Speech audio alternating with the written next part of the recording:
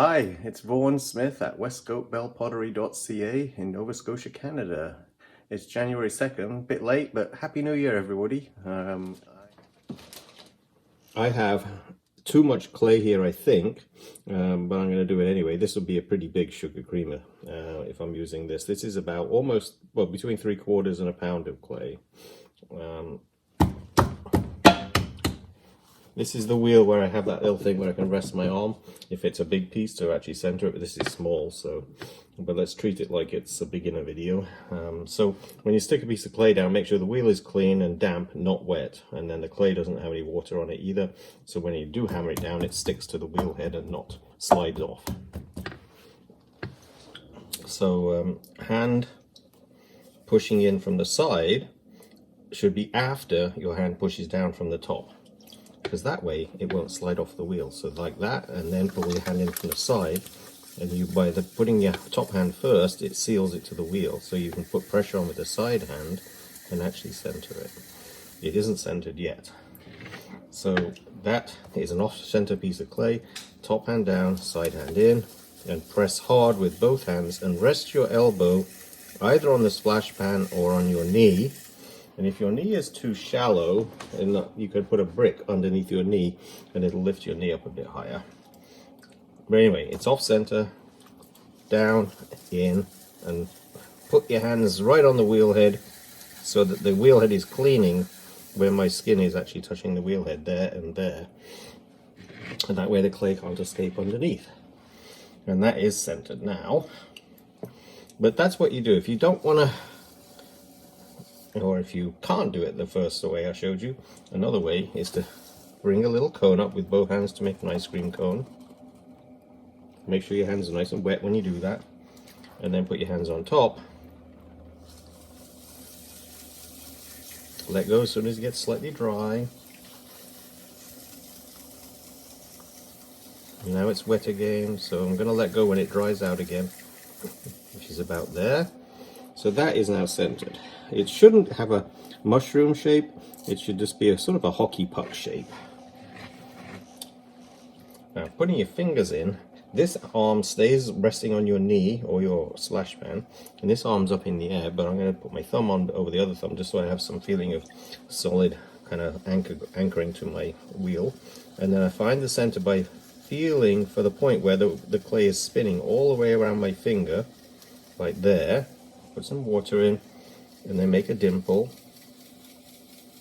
And it's a good idea, because you're going to push all the way down, to put some water in there, and then push all the way down, but not to the, leave about a half a centimeter to a centimeter at the bottom, and then pull across as far as you want to actually have a wide foot. And then always, in my opinion, this is my opinion only, I always bring my finger back to the center like that to recompress the clay in the opposite direction to the way I opened it up, so that I can keep some compression on the bottom of that flat area in the bottom of the pot. And I never get cracks in the bottoms of my pieces, so I'm convinced that helps, because I know other potters that see little cracks in there.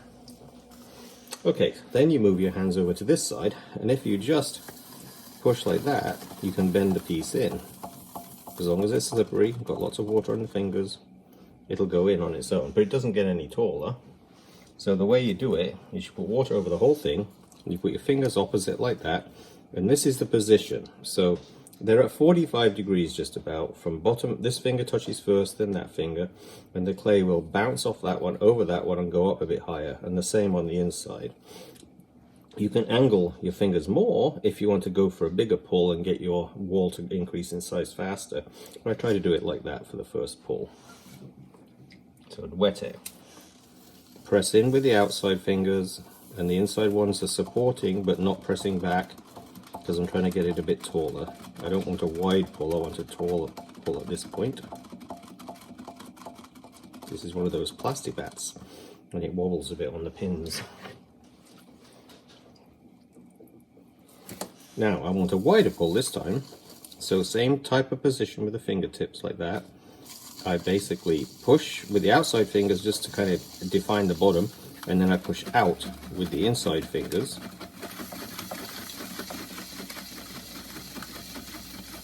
And I let go before I get to the top because I want it thicker at the top. Mostly you don't do that. You try and get it thinner at the top, but I want a lid to fit on here. So I'm flattening the top with my fingers like that. 2 fingers around there, get it wet again. And then the finger there gives me a flat top on that edge because I'm going to do a flange. Now, just to define the edge a little bit more like that, I'm going to do this at this point. Too much clay on the rib. There we go. So we've got a foot already. Now there are 2 ways you can actually put a flange in. You can actually use a pin like this and find the middle point in the thickness of that wall at the top and just press it down and go all the way down you want actually. Or you could use, if you've got a really nice sharp rib here, you could actually put water on there and make sure it's dribbling water into the point and press it at that point, and just make sure you keep it in the middle of the wall and let go slowly. Use a metal rib that's touching there. Something started dragging on the wheel head. Anyway, I'm using the rib to drag the water off and shape it so it's like a curve like that to actually round my belly a little bit.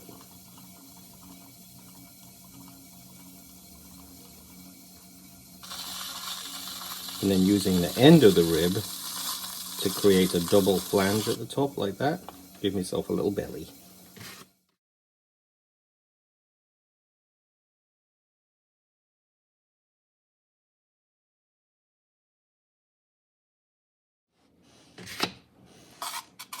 You can open this up a bit if you want. I could make the belly a little rounder here.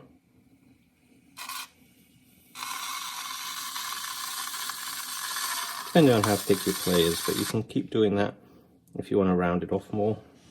Because you're really, this is detail now, so I'm just defining that edge up there a bit more. You can define it a bit more up there as well. And I can put my finger here and push out a little bit to get that at a different angle. And then the one that made that flange, I can just put that back in and flatten it a little bit if it lifts up. But anyway, that's basically a little gallery to have a lid on the inside. Look, they're almost clean. Okay, perfect. That's the size. So I've got to make a bowl now that fits in, a flat bowl that will fit into there. Oh, if you're going to take a piece off, just drizzle some water around. I should show you that for the beginners. Now, very slowly, pull your wire in, drag some water with it. As soon as it touches the pot, you start the wheel going slow. Pull the wire tight, and it should slide the pot right towards you as you go all the way through. Now I've done that, I may as well just lift it off anyway. And then you've got your little sugar bowl. Bang it down. And then once again, wet it, press down with your hand so it seals. And then bring your side hand in and center it. I know you guys are gonna, beginners are gonna say, well, that looked easy. And then you try it and you think, oh my God, what happened? But you just have to keep trying. I've said in my other videos, my teacher was Greg Allen at high school, and he gave us a project to make 100 cylinders. And I think that's how I got better at throwing, by making 100 cylinders. Okay, now I want a knob on one side of this and then a bowl on the other, so I'm going to squish the clay together to get it a bit taller, even a bit more. Making sure I don't lift it off the wheel. Could even go a little bit taller again. It gives me plenty of clay to make a knob. And then these are kind of tricky, so you have to just practice at this too, but you press down, find the center, press down.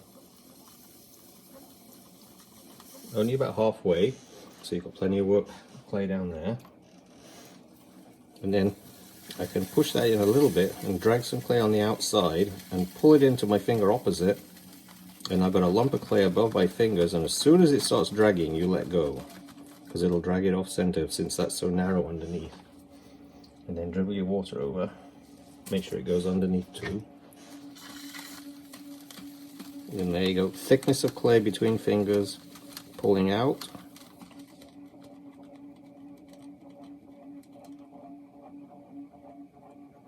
And let go before it dries. Still got to go more because it doesn't seem big enough yet. So I'm going to go down a bit lower on the outer part there and pull some more clay from the stem. I want to make it a touch bigger so I can trim some off. Now I'm going to measure it because I think it's getting close. Take the water out because that will soften the clay down. And it will actually soften fairly quickly and collapse on you. And then we'll measure to see how big this is. Oh, look at that. I made it way too big. Yeah, I'm already measuring it. So I'm actually fine already. But I'm going to trim it anyway. So I'm just going to flatten that a bit. I want it to be a little flatter. That's a bit too much of a dome.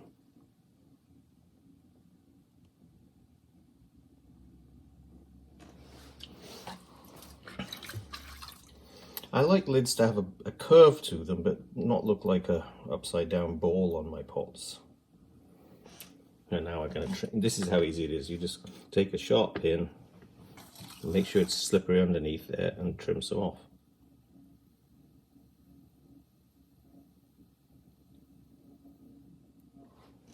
Take it up. And now we'll have a look at what size it is. And I'm going to say it's too small.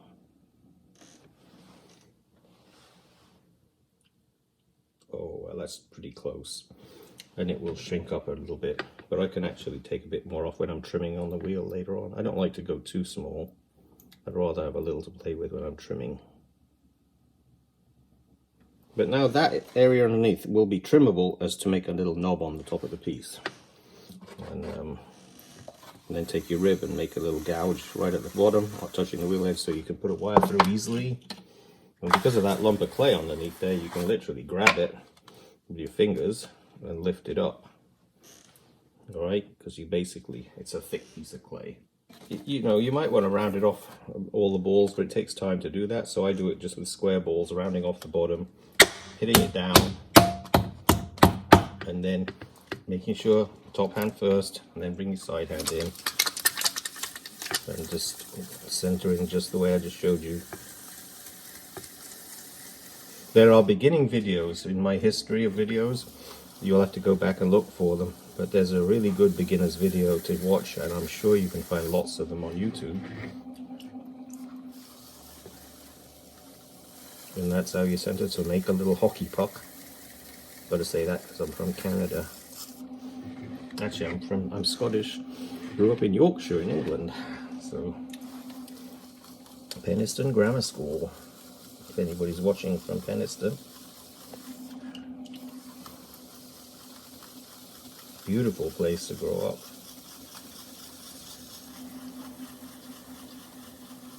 And then I'm running the finger back to get me that flat compressed base.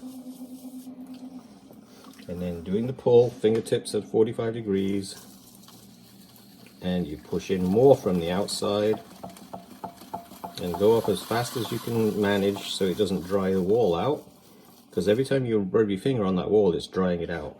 So you try to go the step higher each time where there's still some water. Water on the rim, dribbled inside and outside, press hard, come up.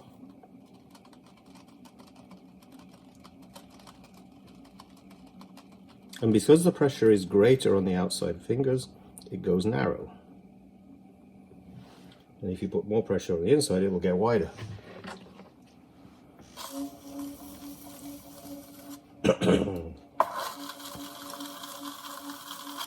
I finally think I've got rid of my cough from COVID. There's still a little bit left. It's been months, but I still had a cough for a long time.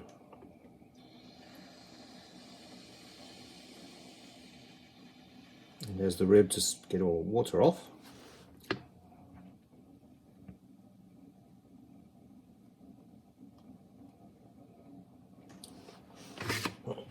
There you go. So you could belly that picture out a bit more if you want to. There are various ways you could do it. If you can fit your fingers in, and just weight your fingers and just push with your fingers like that, and you can make a belly. And that's like a double belly, but I never like to do that too much, so I wonder if I could reach with this. Here's a rib with a curve on it, so I can push that in, go right to the bottom, and push out there with the rib on the inside and make a belly that way. So now you've got more of a bell belly. And then drag all the water out. Water softens clay, so only use it for the minimal amount of time that you can and get it out of there fast. Drag. This is a really smooth porcelain style clay. It's very nice to throw. 516 from Pottery Supply House. There are clays. B-Mix is really sweet as well, then from Laguna Clay Company. And I see that little bump there. I don't like that. I'm just going to take that away a bit. There was like a little diversion from the gentle curve. Now, before you take it off, I simply finger and thumb together.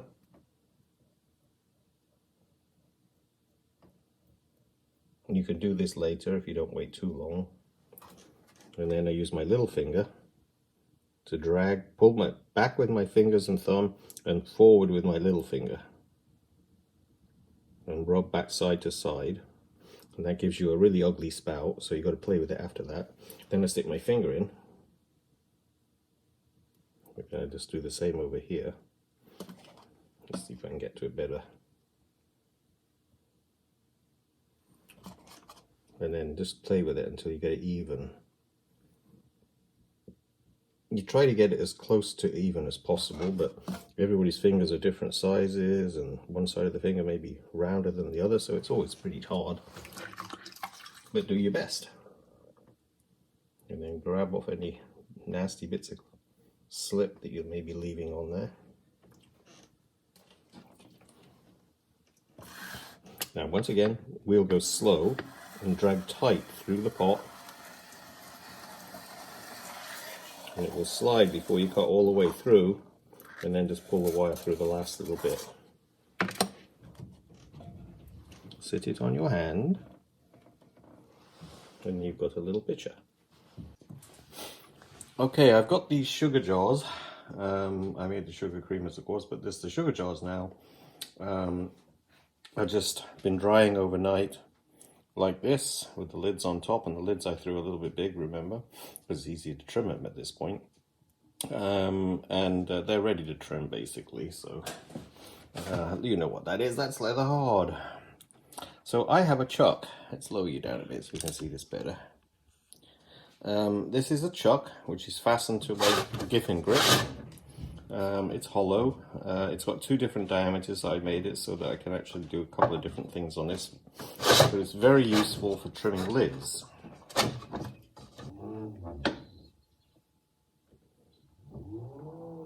That was a lot easier, wasn't it? Let's see if I can get this out again.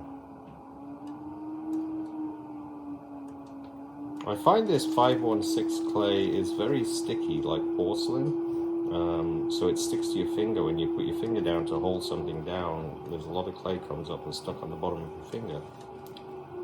There you go, so that feels, there's still a little bit, you can feel just one thing that puts you off, and then sometimes it comes off your finger, because as I was saying, the clay sticks to your finger. That feels better. Then you can use your tool with your hands together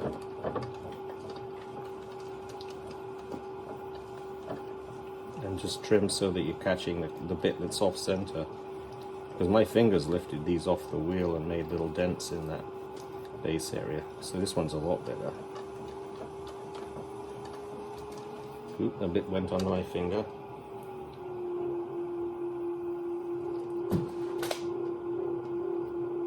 Can't feel my finger anymore pressing down so hard. It's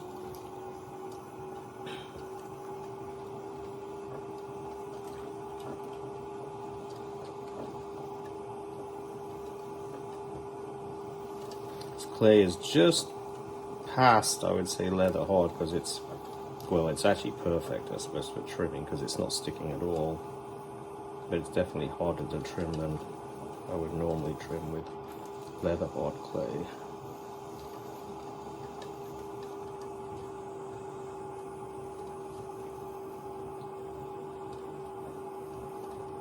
And sometimes when you're making lids like this, you should make yourself a couple of extras just in case. Because I haven't trimmed through any yet. This is number 10 that I've been trimming. I made 12. That's not so bad now. And then the next thing I was going to do, just to finish off, I got to trim a little bit more off that lid up there. But before I do that, I wanted to do the chattering thing here.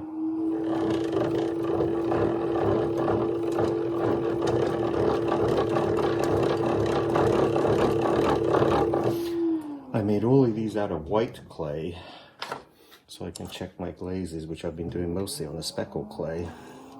And then I've got to trim this smaller, remember.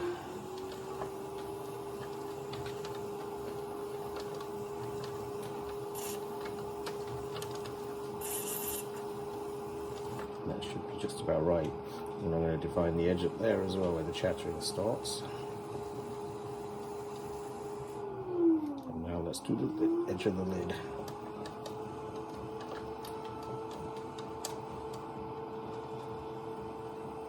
The knob, I should say.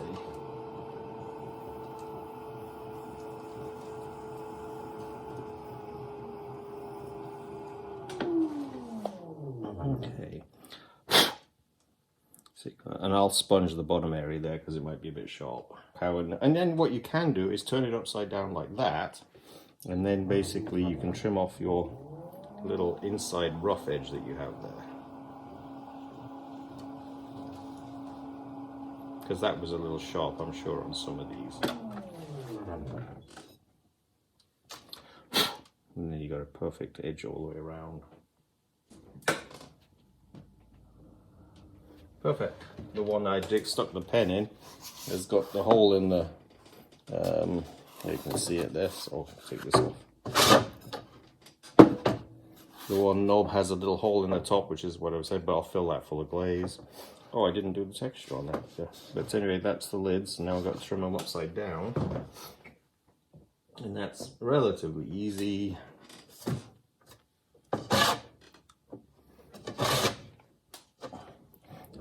It's just like trimming a mug.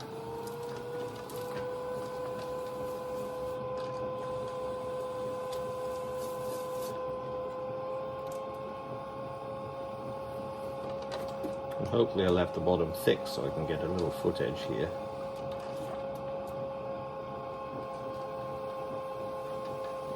We got an ice storm coming in tonight. Not much though, thank goodness, about ½ an inch of ice. It's our first wintry storm. It's been a very mild year. So, because of those, I can't actually trim or do chattering in that middle area. So in a giffing grip, let's put you down, we'll see what I'm talking about now. In a giffing grip, when you're trimming, nice to get rid of those. And you can do that by taking it to the edge, turning them around. This giffing grip is probably 15 or more years old.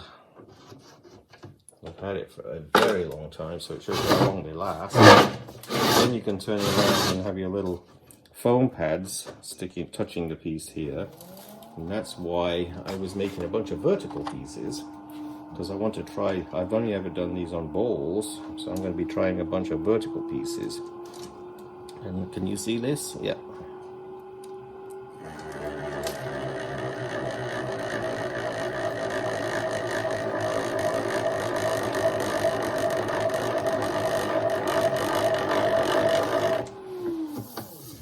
Oh yeah, this tool worked great then. Remember Bill Wright from artisanpotterytools.com. That's very nice. Let you see that a bit better.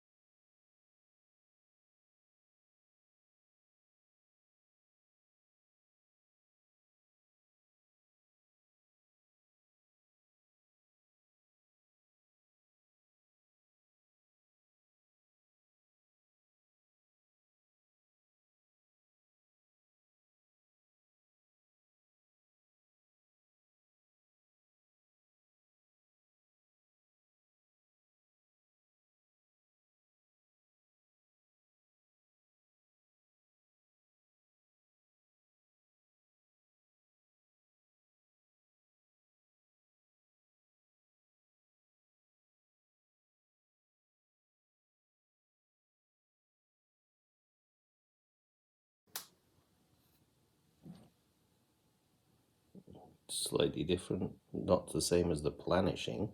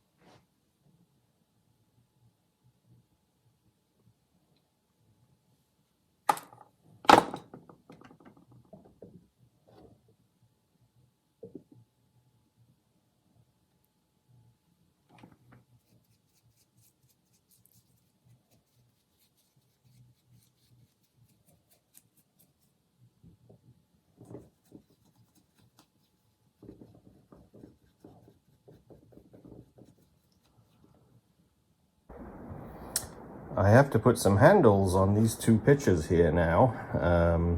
I pulled the spouts while I was throwing them, but now it's handle time, and it's a really nasty stormy day outside with the fog and the waves and basically just ice rain today. So we'll see whether we lose any power. It's just 60-kilometer winds at the moment, so it's not horrible yet, but that's rough out there. I've covered handles in various videos, but it doesn't harm to go over it quickly. There's just two here that need. So, basically just brush away any marks that you got when you're pulling the handles. I mean, when you were putting the spouts on. And when the clay is that soft, you always leave little marks on it, but you can brush it away just with a little paintbrush like that. And you can apply whatever type of handle you want. I just pulled a couple of handles to put on these. These little glasses are going to be without handles, but there we go. Just kind of make sure that you can move the actual area that you're going to put the handle on. So I keep brushing it until it gets soft enough again, inside and outside if necessary. These pieces firmed up, yeah, they're a little bit past where I would like to put handles on without scoring. So I just do this over and over for a couple of minutes, just to really soften down that area. And as soon as you get to the point where you can actually, oh look at that, it's so quick to do that, but soften it down so you can actually put your handle on without scoring. I try to put the handles on within about an hour and a half of throwing the piece, maybe 2 hours at the latest, but these have been sitting all night. And firm up your handle, just knock it down so it's thicker at the joint where you're going to put it, and line it up. And this is always, I have a funny eye, I guess, on one side, because I always seem to put it to slightly one side. It always seems like it's further to the right, so maybe that's something to do with the strength of my two eyes. But I line it up and then force it by just wiggling or vibrating almost the actual clay on the place where I'm putting it, side to side. You can go up and down if you want to, but I've found it's enough just to twist like that and it will stick. And then take another look and make sure that you didn't put it to the right. And I did. It's always that little, and then you can move it over before you really get it stuck. That looks a little bit better now. Yeah, it would be interesting to ask an optician if I have one stronger eye than the other. And then you're just lining it up. Eyeballing. Twist the bottom like that because it's very soft. I pulled these handles only about 10 minutes ago. And then I take a little bit of clay, just a tiny little piece, and I stick it down the center there, between the handle. Just knock it in. And then I take a bigger paintbrush that has a flat edge to it, and I put it inside because I can't get my fingers in there anymore. Push opposite where the handle is at the bottom, and then just kind of, same again, you're sort of vibrating in a little bit. It's softer at the bottom of the piece, obviously, because that's thicker down there. So I didn't need to wet down there, it was still pretty soft. And then I usually go back to the other one. Take your handle, fold over the little thin piece into the thicker piece and thicken it up. Make sure this is soft. Yes, it's very soft. And I'll try and overcompensate and join it slightly to the right on this one and see, because maybe it's the vibrations, the vibration I do that moves it a little bit.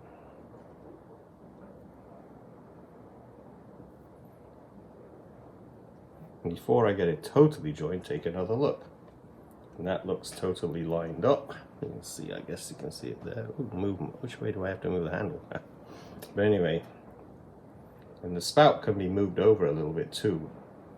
So if you do get it slightly off, but then you take it up, make an eyeball for how many fingers you want to put in. I always like to think I can get 2 fingers into a handle at least. So 3 is optimal for a bigger piece, especially like a large coffee mug, but 2 to 3 fingers.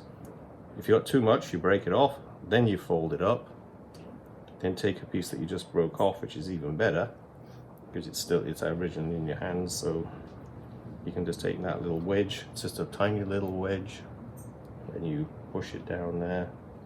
Use the end of a paintbrush just to push it down a little bit further, and then make sure it's level again. Put your brush on the inside and smudge it in.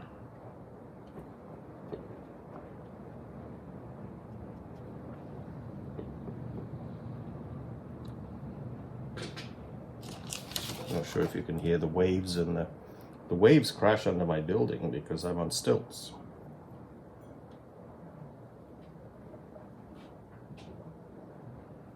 My building is on stilts. I need to be on stilts. I'm only 5'4".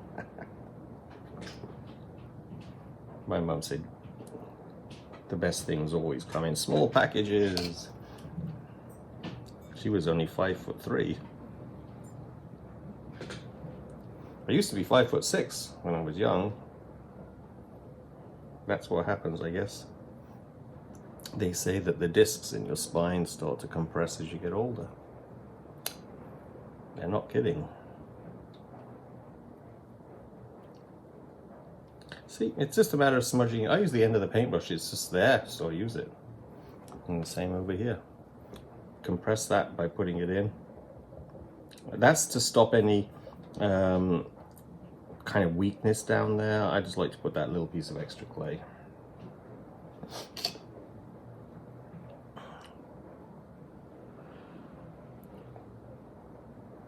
And then you're really pulling the clay from under the handle into the pot, and